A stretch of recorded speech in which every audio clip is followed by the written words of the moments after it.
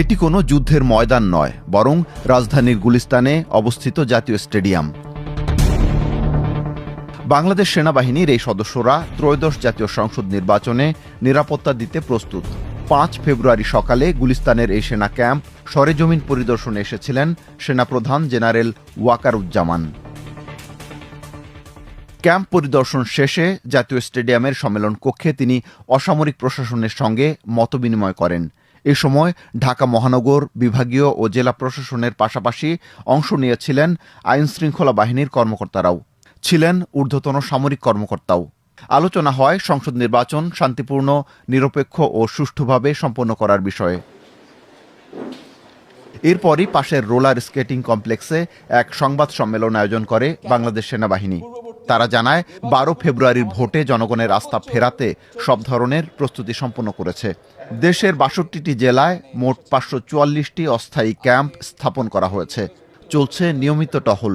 বাংলাদেশ সেনাবাহিনী অদ্যাবধি 10,152টি অস্ত্র, 2,91,000 গোলাবারুদ উদ্ধার করেছে এবং 22,282 জন চিহ্নিত সন্ত্রাসী এবং দুষ্কৃতিকারীকে আটক করে পুলিশের কাছে হস্তান্তর করেছে।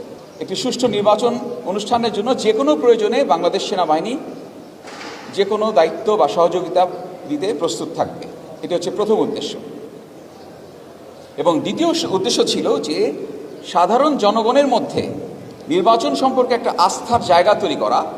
সম্মানিত সেনাবাহিনী প্রধান আরও আশ্বস্ত করেন যে নির্বাচনের দিন এবং তৎপরবর্তী সময়ে যে সকল জায়গাগুলো বিপদসংকুল, দুর্গম, সেই সকল কেন্দ্রসমূহে নির্বাচন সংক্রান্ত ব্যক্তি বা সরঞ্জামাদি যদি পরিবহন করতে হয় তাহলে সামরিক হেলিকপ্টার এবং জলযান প্রস্তুত থাকবে।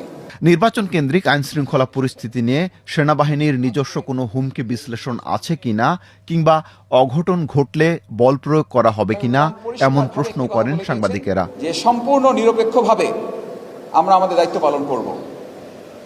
দেশের সাধারণ মানুষ যাতে নির্বিঘ্নে নির্ভয়ে ভোট কেন্দ্রে যেতে পারে সেনাবাহিনীর জন্য সুনির্দিষ্টভাবে রুলস অফ এনগেজমেন্ট বলে দেওয়া আছে। আমরা আইনের আওতায় থেকে সেই রুলস অফ এনগেজমেন্ট অনুসরণ করে আমরা আমাদের দায়িত্ব পালন করে থাকি।